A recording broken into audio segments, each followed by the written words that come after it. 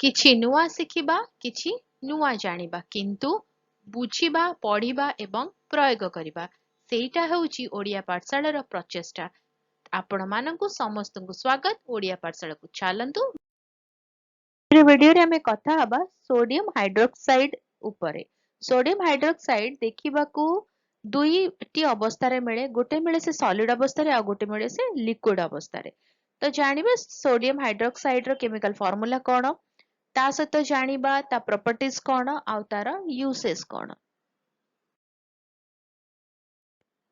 Sodium hydroxide रो chemical formula होची NaOH, ଯେଉଁଠାରେ କି ତିନୋଟି ଏଲିମେଣ୍ଟ कर मिश्रण ହେଇଛି। से तीनोटी एलिमेंट किए किए ना, फर्स्ट होची सोडियम, नेक्स्ट होची ऑक्सीजन, थर्ड होची हाइड्रोजन। तीनोटी एलिमेंट रो कॉम्बिनेशन रे तयारी हेची किए ना सोडियम हाइड्रोक्साइड।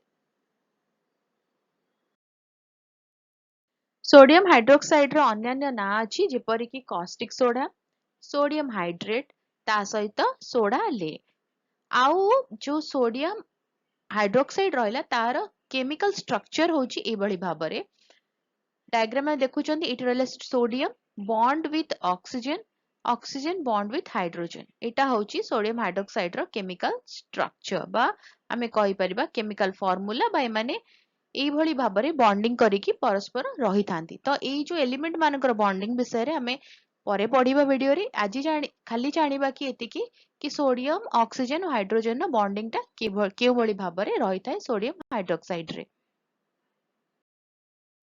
सोडियम हाइड्रोक्साइड रो प्रॉपर्टीज होची जेतरा से सॉलिड स्टेट रे थाए सेतरा से व्हाइट आउ कोन थाए ना गंध विहीन थाए at room temperature.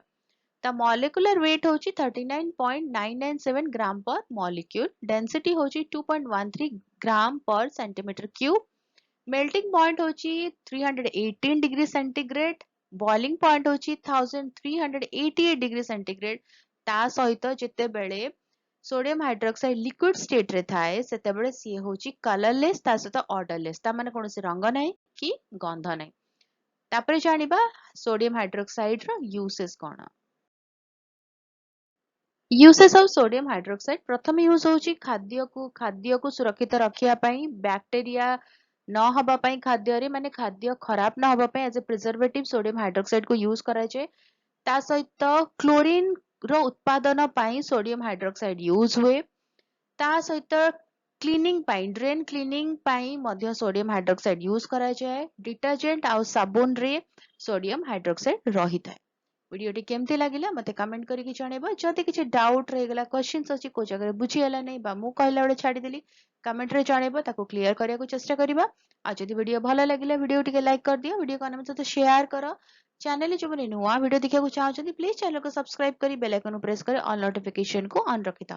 Video upload हेले नोटिफिकेशन पहुंच जिवो, आमे मिसी की पढ़ी परिबा, जानि परिबा एवं बुझी परिबा।